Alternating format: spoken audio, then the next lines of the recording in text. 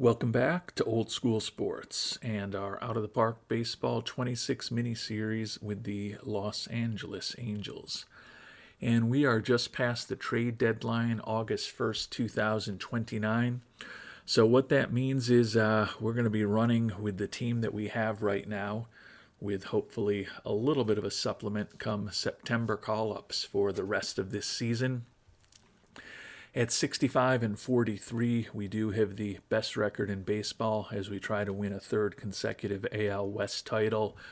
Would be a third consecutive year in the playoffs for us, but we have not had much playoff success thus far, with a 1-6 combined record in two ALDS losses in our first two forays into the postseason. Made a few trades before the trade deadline, given that we are a win now team. Don't know how much they're really going to help us win now. In some cases, I think it was just kind of a shuffling of the deck chairs on the Titanic where we made changes. Don't know how much better we really ended up, but hopefully we can continue playing about 600 baseball the rest of the way and not have any more significant injuries before we do get to a likely postseason berth. We'll talk briefly about the changes that we made and the trades that we made. When Michael King, who had an outstanding year for us, 10-3 with a 2.06 ERA, tore his rotator cuff and ended up on the IL, we made a trade to pick up and rent for the rest of this year Logan Gilbert from the Mariners. He's off to a really nice start for us, 2-0 with a 1.35 ERA. Thought he would slot in well as a fifth starter for us and a potential injury substitute. And he's done well in that role.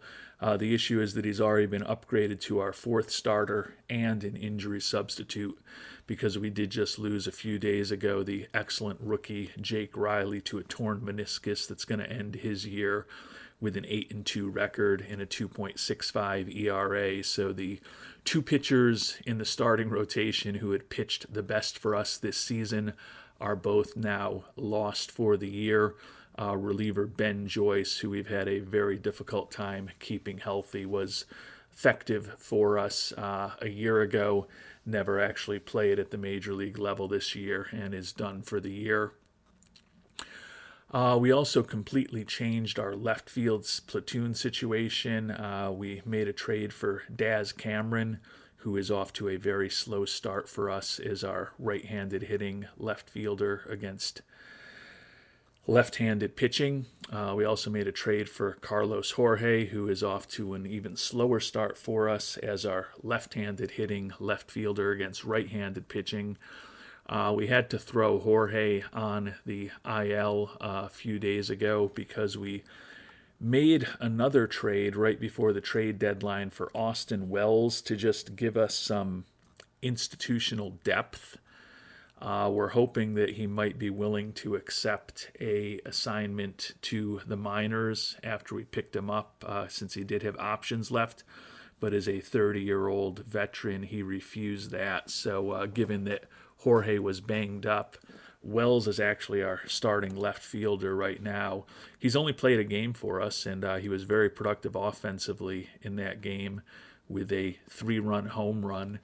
But he's learning to play left field at the major league level right now, which is not ideal. He did handle the one chance that he got in his 9 innings in left field fine, and actually looks like he made a pretty good throw somewhere, although he didn't get an assist. Don't really necessarily understand why there would be a very positive arm rating for him without an assist, but maybe there is some nuance in some of these advanced stats that I am not understanding. I guess what we're kind of hoping for is that Jorge is back from the IL in about a week, and in a perfect world, Wells would get a little banged up. We could throw him on the IL for 10 days and then put him on a rehab assignment in AAA, where we could start him every day at left field before we get to September call-ups. Obviously, coming up with a bunch of fictional scenarios here in my head. It would be incredible if, well, I don't know if it would be incredible. It would be very strange and coincidental if that really happened. But for the time being, we'll keep playing Wells in left field over the near term, given his versatility to catch, play first, or possibly play left or right for us, in addition to a bat that's got a little bit of pop. Felt like he was a good insurance policy to add as a rental, but not really sure, unless we have some injuries, exactly how we're going to be getting him regular at-bats, especially once Jorge is back and the youngster Sean Gamble, who's been out for several weeks now with recurring back spasms, is back. His return at this point is unknown. He's been out just about a month at this point. The youngster, the number 27 in prospect in baseball, former second overall pick, hitting .279 for us this year. Does have 21 doubles, a 116 WRC plus, and a 2.1 WAR. Riley, I felt, was a real strong Rookie of the Year candidate with the way he had been pitching. Gamble, probably not quite as strong of a Rookie of the Year candidate. So, unfortunately, a season after getting the prospect promotion incentive for Andres Rodriguez, who won the Rookie of the Year a season ago, doesn't seem likely that either Gamble or Riley will win the Rookie of the Year for us this year. Checking in on Putt, and he is following up his Rookie of the Year season with a monster year, .298 batting average, 33 homers, 83 ribbies, WAR of close to 6. He's only stolen 5 bases in 7 attempts for us this year. We like his speed. He's got incredible base running instincts and pretty solid base stealing instincts. So he actually did just up his stealing bases and base running strategies another notch to try to get him a little bit more active on the base paths. Certainly has the power that he could be a 40 home run guy in the future. And it seems like he has the speed where a 40-40 season isn't out of the realm of his potential abilities, but only 13 steals at the major league level a year ago and only 5 this season, despite the fact that we think we're trying to encourage him to run in our individual strategy settings. And when we look at our new young manager, Jan Rivera, who's been his manager for the last couple of years, he's pretty average in terms of his stealing attributes in a conventional manager style, so doesn't necessarily seem like there's anything really in there that should be preventing Putt from being more active on the base paths, but haven't figured out a way to get him running more frequently quite yet. And as the month of August gets underway, we've got a 6-game lead on the Rangers in the division. Very interesting for the dog days of the summer, but we don't have a single game in this upcoming month against our divisional rivals, any of our divisional rivals, until the final day of August, August 31st, when we finally begin a series at home against the A's. The potential most interesting series are going to be at the end of this month. We've got 3 at home against Boston and then 4 on the road in Boston.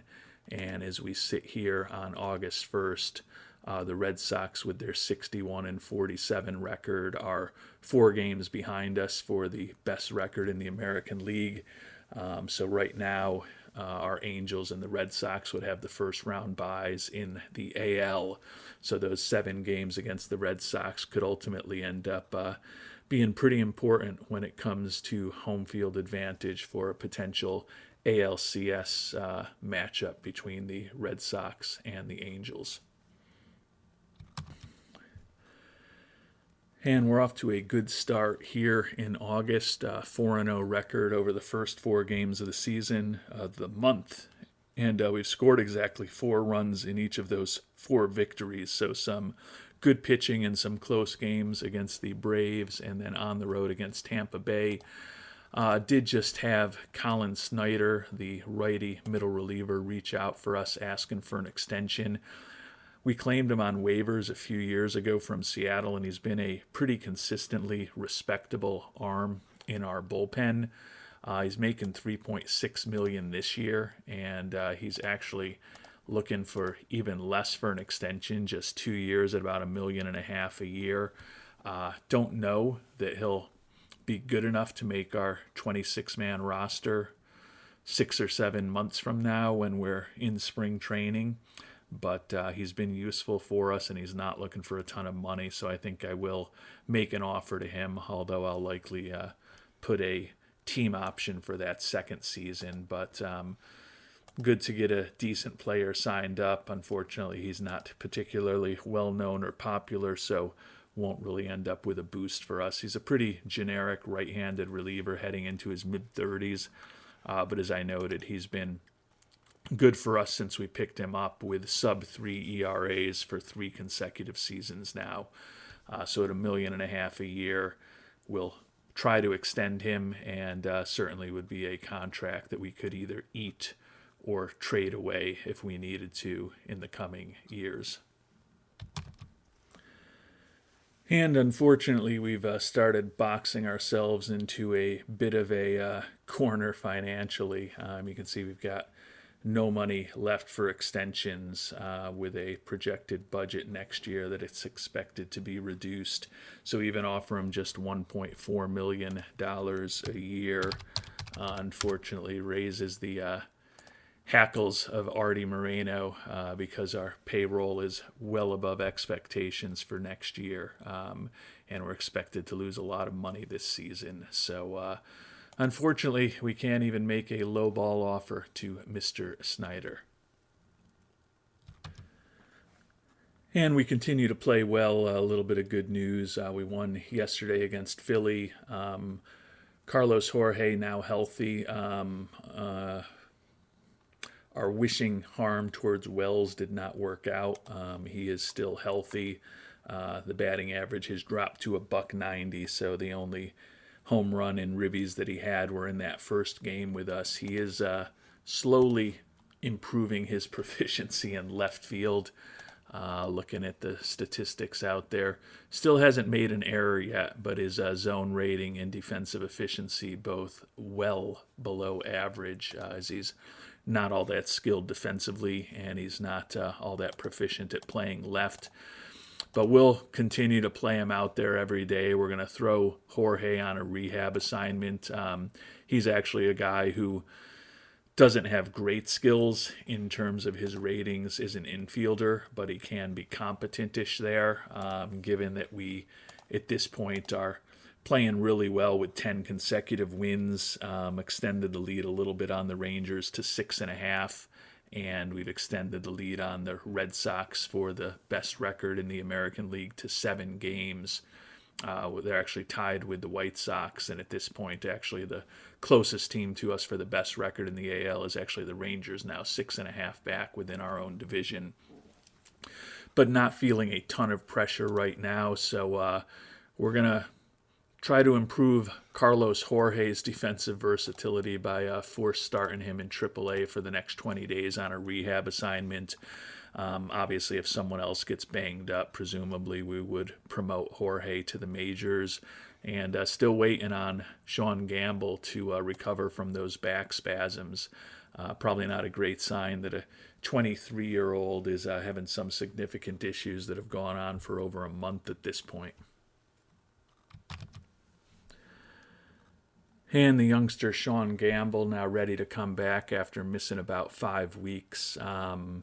We're actually going to put him on a rehab assignment for a few days. Ultimately, we will send down in a couple days Josua Lugo to make room for him. Lugo's actually hit really well, making his major league debut as a 22-year-old, 13 for 39, playing occasionally for us. Another guy who's very versatile defensively, but won't hurt to send him back down in AAA for the last 2.5, 3 weeks of the month of August. He'll presumably be a September call-up when we get to September 1st, but he's another guy who we can continue to force start in some positions to improve his defensive versatility a bit more. But as I said, that's a couple days away. We're going to have Gamble begin a brief rehab assignment, and likely we'll get through this series against Toronto and then bring Gamble up on Monday. And we did promote Gamble. Continue to have a great month of August here. We've run our record to 9-1. We've got the homestand against the Rays, and then most importantly against the Red Sox coming up over the next 6 days before we head out for a road trip towards the end of the month where we'll get the Red Sox again. But Gamble was really good, hit .455 with 6 ribbies in 11 at-bats in AAA, so it doesn't really seem to have needed much help shaking off the rust after missing about 5 weeks. So he's back in the lineup as our leadoff hitter and second baseman against right-handed pitching. That sends Neto to the bench against righties. And then we also put Gamble, although he's a left-handed hitter, into the lineup against left-handed pitching, with Lugo headed down to the minor leagues. Be nice when we get to September roster expansion in about 2.5 weeks to have even more options ahead of us. Not sure. And Lugo is actually banged up a little bit right now, although only a bruised hip for 1 day. But it'll be nice to have both Lugo and Jorge back on the major league roster, presumably by September, to give us even more options as we try to hold on to this best record in baseball. Clearly, we'll need to ultimately make a decision on Jorge a little bit early because he'll be back and ready 2 weeks from today on August 27th. So we may need to get a little bit creative with what we do. It's not inconceivable with Gamble being a guy who has options that we send him down for a few days at that point, since presumably Wells will still be very reluctant about accepting a AAA assignment, even if it's only for a couple of days. And another good week for us. We swept Tampa at home. Unfortunately, we did lose 2 out of 3 against Boston, but we at least avoided the sweep, winning the final game of the series. As I mentioned, headed on the road now, Minnesota and Boston, 7 straight road games before we'll get back for the end of August. As we sit here on August 20th, we've extended the lead to the Rangers to 8 games in the division. And the White Sox are now the closest team to us in the standings in the AL, 7.5 behind us in the battle for the best record in the American League. Second best team in all of baseball is the Cubs at 75-50, so they're 3.5 behind us for the best record in all of the majors at this point. Leaderboard remains fairly similar. Wakabayashi and Andres Rodriguez are all over the leaderboard, along with Kyle Tucker. Pitching-wise, Taj Bradley continues to lead the league in wins. Jake Riley still third in pitcher WAR, although his season is over. And we continue to have some issues with the Red Sox. We swept the 3 games in Minnesota, but took only 1 out of 4 in Fenway. So a 4-3 road trip, which you can't really complain about. But the Red Sox definitely seem to have our number. Fortunately, right now they're half a game behind Chicago for the second best record in the American League. So the Red Sox would have to deal with a divisional series and not have a first round bye if the season were to end today, giving us a little more cushion against potentially having to play them in the playoffs. As we sit here with just a few games left in the month of August, lead over the Rangers is 8.5 games, and the Cubs have lost 4 in a row at this point. So although they're still the second best team in baseball, 5 games behind us in the battle to clinch home field advantage for as long as we're around in the playoffs. Wakabayashi's still hitting .323, although he's falling further and further behind Sebastian Walcott in the AL batting race. And Jorge's rehab assignment ended. Wells, of course, continued to refuse a AAA assignment. Batting average for Wells only .219, but he does have 3 home runs for us. Getting slightly more proficient in left field.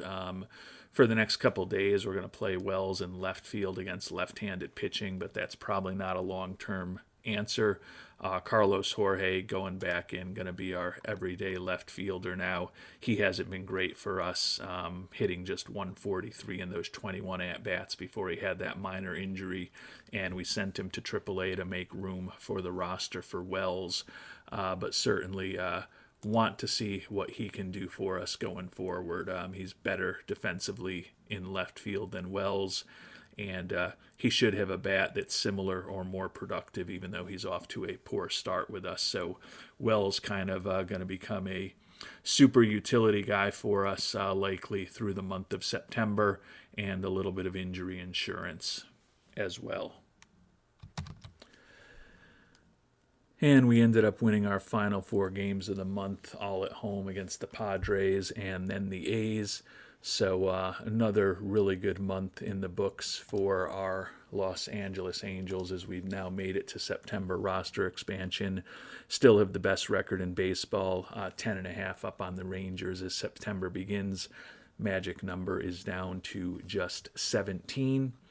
And we think about the best record in the American League. We are 7 games up on the Red Sox now, and the Red Sox also do happen to have the second best record in all of baseball after winning 7 in a row. So if they do end up in the second seed in the AL and have a first round bye, at least we'll have home field advantage if we have to face them in the ALCS.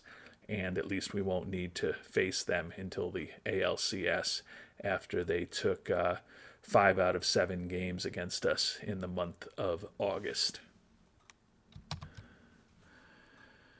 And we're definitely playing our best baseball of the year in the summer, 21-6 record overall in the month of August as we prepare for the final month of the season, first in the AL in runs scored.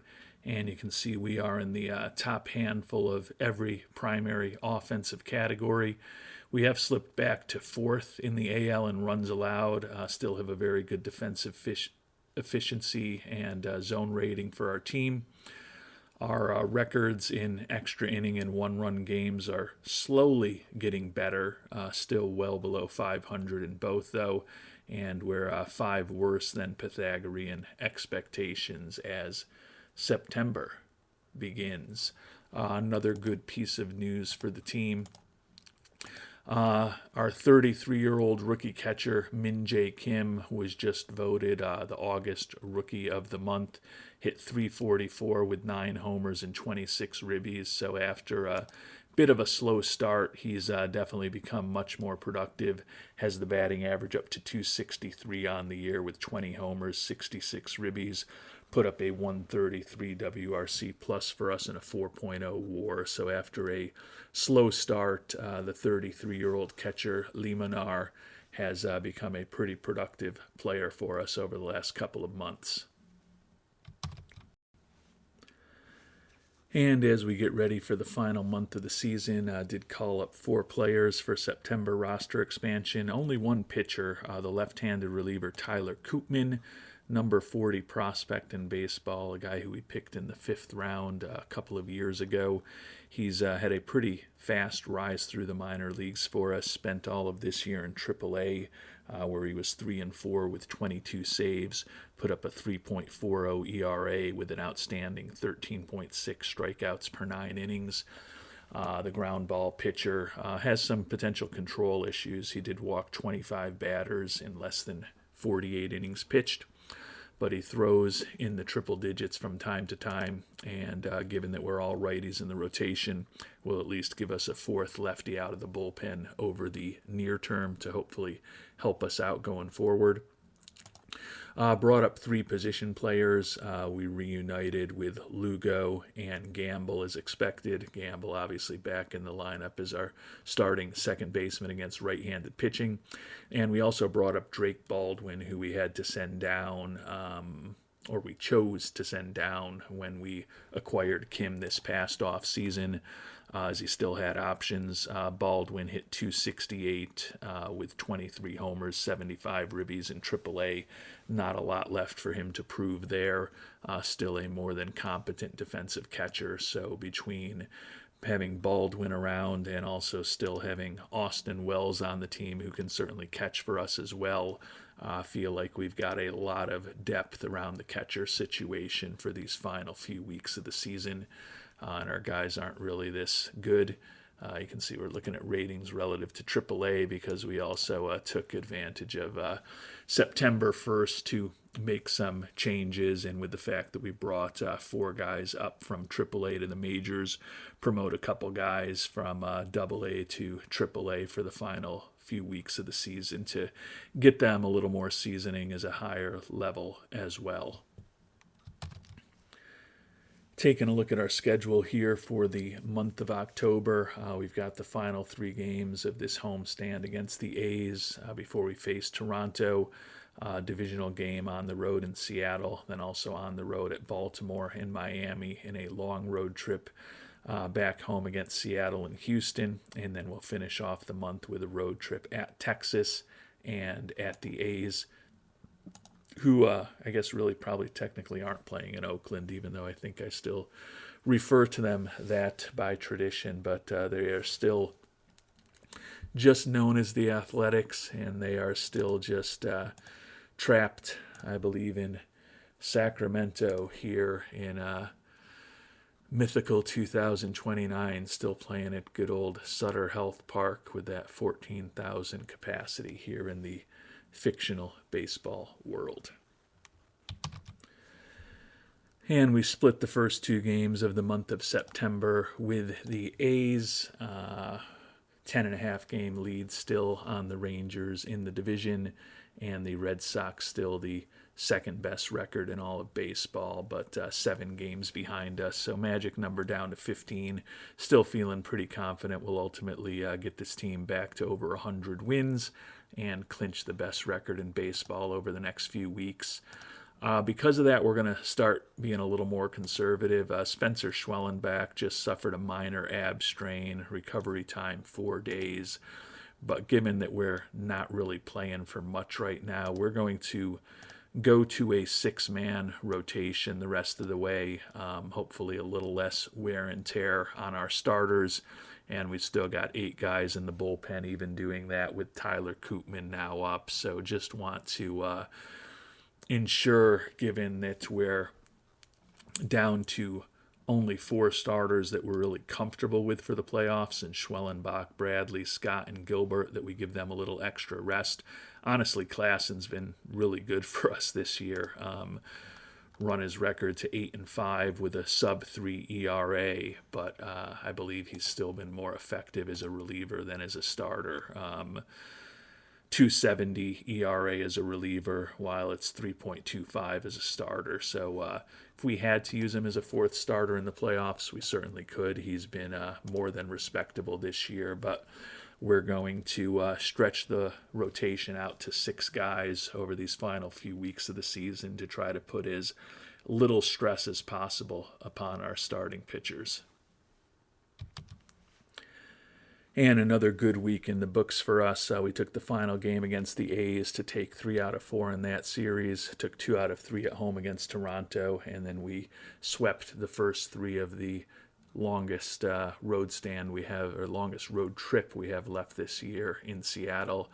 Got an off day today to travel to the East Coast. Then we've got 3 at Baltimore and 3 at Miami before coming back, but with a very good 6-1 week in the books. The magic number is down to 4. 15-game lead in the division over the Rangers, who are now 5 games behind, or who have lost 5 in a row. The Red Sox continue to have the second best record in all of baseball, but we're now 7.5 up on them for that. So hopefully we'll be clinching not just a 3rd straight AL West title, but hopefully a 2nd consecutive best record in baseball over the next week and a half or so. As we think about some individual achievements, Wakabayashi made up a little bit on Walcott in the batting race, but still 11 points behind. Rodriguez, Mr. Second best in the AL this year, 2nd in homers, 2nd in OPS, 2nd in batter WAR, although he is leading the league with 114 ribbies at this point. Taj Bradley tied for the league in wins, And Logan Gilbert, between what he's done with us and what he did with Seattle, is now third in the American League in strikeouts. And the incredible play that we have has the fans very excited. You can see fan interest has jumped up to 88. So I think it was 75 the last I remember. I believe that was after we made the trade for Wells. That was, I believe, in the last episode rather than this one. But the fact that we've been playing incredible baseball in August and into September seems to have the fans really excited. So they weren't that excited over the early part of the year, but we're selling out every day now. Because of that, we're actually going to boost ticket prices just a tiny bit.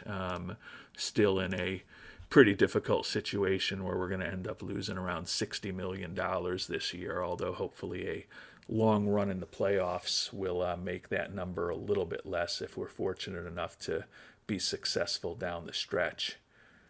I actually feel like fan loyalty may have changed. It's possible. I don't know that that would ever change in the middle of the season, but I feel like it was a notch lower before, and I want to say it was yellow colored rather than green. I'm going to have to go back through my emails and just see if maybe I missed something. And I haven't been able to find anything. Obviously, I've got tons of messages here, but I feel like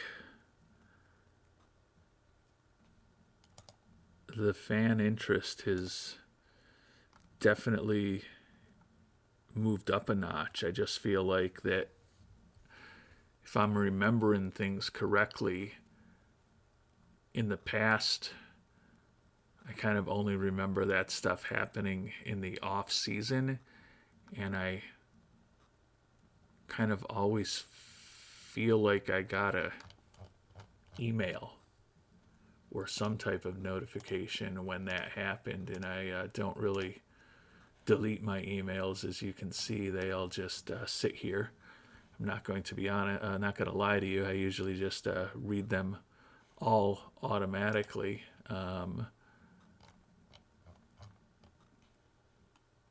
But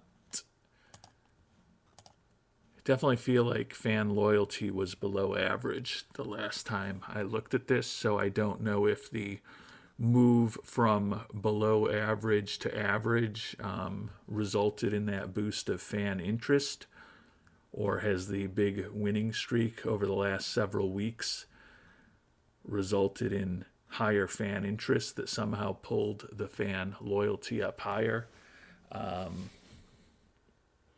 Wish I was following things more closely so I would have a better sense of what actually happened. But regardless, good to see that the fans are coming out. We're still going to lose a lot of money this year, but if we're ultimately successful on the field, that's what really matters. And our Angels continue to play incredibly well.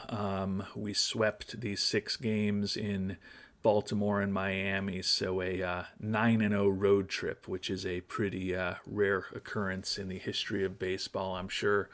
Back home now for the final homestand of the regular season against Seattle and Houston. 99-51. We've obviously clinched the division since our magic number was 4, and we've won 6 straight, 9 in a row. Red Sox continue to play really well, but we're 8.5 games ahead of them for the best record in the AL and the best record in baseball. So ultimately, we are going to end up with home field advantage throughout the playoffs. Andres Rodriguez and Yoshihiko Wakabayashi continue to have outstanding seasons for us. Pitching-wise, Taj Bradley still fighting to lead the league in wins, which would be nice. Last year, we also had the league leader in wins in Christian Scott, who is only 10-7 this year after winning 17 for us a year ago. But we're in really good health as we get ready for these final weeks of the season. And you can see fan interest I don't ever recall just seeing the dynamic work the way that it's worked over these last couple of months. I mean, it's gained 5 points over the last week. I mean, granted, we're 6-0, we're the best team in baseball, but a year ago we had 102 wins and we're the best team in baseball, and our fan interest actually regressed over the season. And unless I'm going completely nuts, and I'll be able to go back and look once I'm done recording this episode, I'm pretty sure that fan loyalty was average a week ago and not above average, but maybe I'm just completely losing it now. But for whatever reason, it seems like the fans in Los Angeles are very well on board with everything that we are doing with these Angels right now. So we're going to actually increase the prices a couple more dollars for this final homestand of the season, since apparently they love us and everything about us right now. Still going to lose a ton of money this year, and as we saw earlier, we were projected for our budget to get cut back. But maybe with a little extra money now, and hopefully a lot more extra money from a lot of playoff games, we can cut that loss to a smaller level and ultimately, hopefully, at least maintain our budget for next year. And we talked last episode about the moves we made in left field particular, and how we felt like we were making the team different but not necessarily better, and we were real fearful that the guys that we traded for were going to end up performing pretty poorly like the guys that we traded away. And unfortunately, that does seem to be the case. Daz Cameron hitting just .221 for us with an 80 WRC plus as the right-handed hitting portion of the left field platoon. And Carlos Jorge, who was having an absolute monster season for the White Sox, hitting just .206 in the majors for us with 4 homers and 68 at-bats and 85 WRC plus for him there. So we are still struggling despite all of the moves that we've made to find productivity in left field. For these last couple weeks of the season, Austin Wells has been productive for us offensively in limited action. So we are going to actually swap him in as our starting left fielder for these final few weeks for Jorge to hopefully get him in a situation where he's a little more competent defensively and left by the time we get to the postseason, in case we decide that we want him to be our starting left fielder against right-handed pitching come the playoffs. And we actually took Cameron out of the lineup as well against left-handed pitching, and we're going to let the left-handed pitching Wells get some at-bats there as well, play left field every day for us, just to hopefully maximize our roster flexibility and give us some more interesting decisions to make about what this roster might look like for the playoffs. But left field remains a significant problem for us. And we took 2 out of 3 against Seattle, got 3 against Houston for the final home games of the regular season. So we've reached 101 wins, just need to win 2 more games to top what we did a year ago. Minor injury issue cropping up. Guerrero Jr.'s, we benched him for the last couple days with knee tendonitis. Zach Neto, now a foot contusion, going to be out for 2 weeks. We're just going to shut him down for the rest of the year. He's moved into more of a utility role with us this year. He's actually been pretty healthy this year, which is unlike him until this little injury, but we'll throw him on the IL for the rest of the regular season, and we'll make a call down to AAA for a little more depth. And we decided to bring up another pitcher, Justin Buchanan, right-hander, 6th-round pick out of UNC from 2027. Spent this year between AA and AAA, was very productive in AA. Had a 5.5 ERA for us in AAA over the last couple of months, but still was above replacement level in that hitting friendly league and his hitting friendly home confines of Salt Lake. So we're going to give him an opportunity to get his first major league experience over the next few days. Don't know that he's a huge part of our future, but certainly looks like he could be a respectable right-handed arm out of the bullpen, given that we're facing those salary constraints for next year that we talked about when we tried to extend Mr. Snyder for a very small amount. Buchanan looks like the type of guy who could take his spot in the bullpen and be a more cost-effective version of him if all goes well in terms of his development and his performance. And we took 2 out of 3 against Houston, so a successful 4-2 homestand. 6 games left on the year, 103 and 53. So we have topped last year's win total. 3 at Texas and 3 at the Athletics before we finish off the season. Taking a look at the standings, and we are now 9 games up on the Red Sox for the best record in baseball. So the only question at this point is, can we stay healthy, and will perhaps Andres Rodriguez get back into the league lead in ribbies? Looks like Sebastian Walcott from Texas has a potential triple crown. So despite the big years we've had from the likes of Rodriguez, Tucker, and Wakabayashi, Walcott right now leading the league in batting average, homers, ribbies, OPS, batter WAR. Also had a 22-game hitting streak. Taj Bradley has been stuck on 15 wins for a while. He'll get one more chance to get to 16. I guess, with six games left in 6-man rotation, he'll get one more shot to see if he can lead the league. But I guess the question is, will Rodriguez have a big finish to the season to potentially prevent Walcott from winning a triple crown? Because Wakabayashi is not going to make up 20 points in the batting race over the final 6 days. Andres Rodriguez isn't going to make up 11 home runs over the final 6 games of the season, but he could potentially make up a couple of ribbies on him in the run batted in race. And we won the first 2 games against Texas. Unfortunately, Zach Neto, a setback, going to be another couple weeks until he's ready to play again. As we noted, he's moved into more of a super utility role for us this year, although he still had 356 at-bats, given that we did have those injuries with the young second baseman, Mr. Gamble, at times that let Neto get some more regular play against right-handed pitching rather than only being in the lineup against lefties. Certainly would love to have him on the playoff roster as a super utility guy for us, but with it being September 27th and us thinking that he's a couple of weeks away, it's very conceivable that he's going to miss at least a divisional series for us. And got to hope that we can get past that divisional series this year. And if we get to an ALCS, hopefully he'll be healthy and well for that.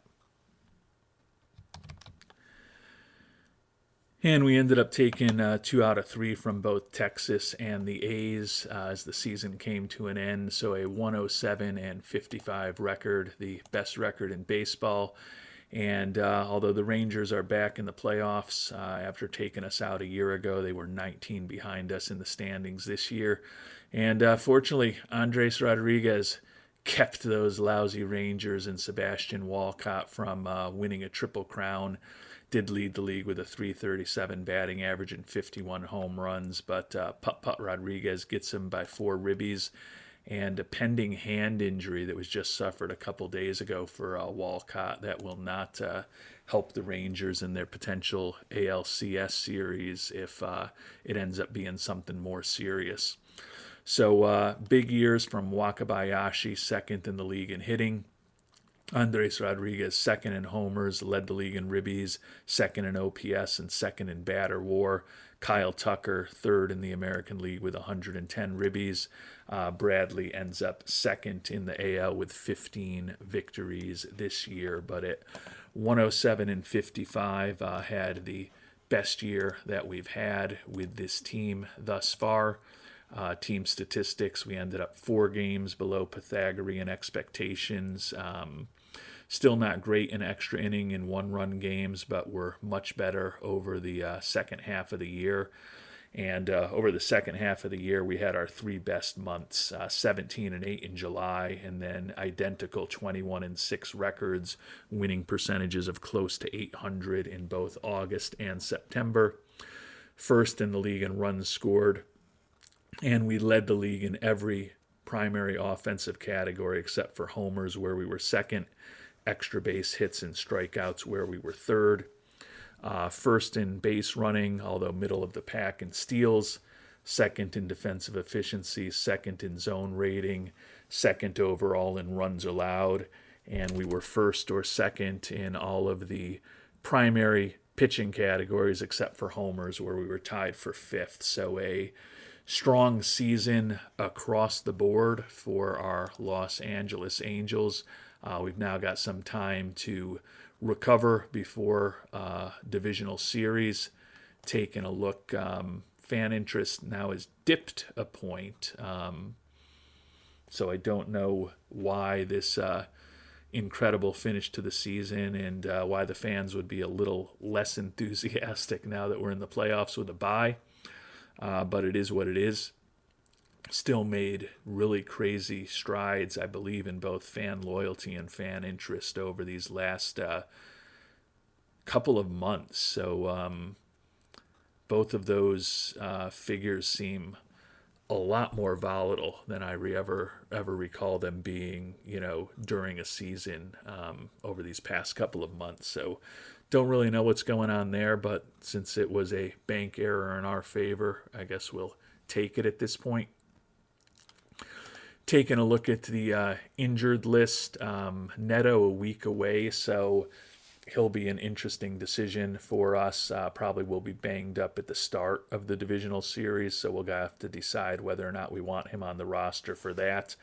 Michael King, we had held out some small amount of hope that we might have him back for the World Series if we made it there. But with another 4 to 5 weeks of recovery ahead, and it being October 1st and the playoffs beginning today, I think we can officially put any hopes of having King back to bed, unless he happens to have a very surprising and accelerated recovery from that torn rotator cuff over these next few weeks. But all in all, a very good season for our Los Angeles Angels. Check in on a couple of things. We'll see what the new additions did. Justin Buchanan, no runs allowed over 4 innings pitched, only pitched in 2 games for us. Tyler Koopman pitched 13 games for us with a 3.31 ERA over 16 and a third innings, 28 strikeouts for him. So a ridiculous 28-1 strikeout to walk ratio and an almost as ridiculous 15.4 strikeouts per 9 innings. So he was incredibly productive for us since he came up. Not guessing that Drake Baldwin got much playing time. Yeah, only 2 games, 1 start, did go 2 for 5, and here's very limited action. Austin Wells, I don't think he really made any progress. I think he was 45 out of 55 as a left fielder when we last checked in on him, even though we played him in left field over those last couple weeks of the season. Looks like his ability to play right field at all has completely went away over these past couple weeks as well. He ended up being pretty productive for us, 275, 5 homers, and 17 ribbies with a 126 WRC+. So maybe we found our answer in left field. Maybe he ends up being a guy for us to consider as a DH in the playoffs as well, but definitely thinking about trying to get him some more playing time going forward. given that we were starting Wells, not expecting that Cameron or Jorge's numbers will have changed much. Cameron 214 average and a 74 WRC plus for us, and Jorge got the average up to, or actually no, those are his minor league numbers with the 231 average. His major league average dropped to below the Mendoza line with just a 68 WRC plus. So I'd say at this point, probably leaning towards playing Wells in left field or somewhere, given that he's proven to be the more competent offensive player than Jorge, even though Jorge is certainly better defensively and arguably better on paper. But we've got some big decisions to make as far as the playoff roster. Fortunately, we'll have some time to think about those decisions. And as I noted, other than Neto, the team is completely healthy at this point, which will hopefully help us in terms of having a lot of options as we get this 30-man roster down to 26 for the postseason. And after 2 straight years of playoff disappointment, the hope is that ultimately the playoff run will be more successful and longer for the Angels this year, and we'll find out whether or not that is the case in our next episode. Until then, thanks so much for watching, and hope you have a great day.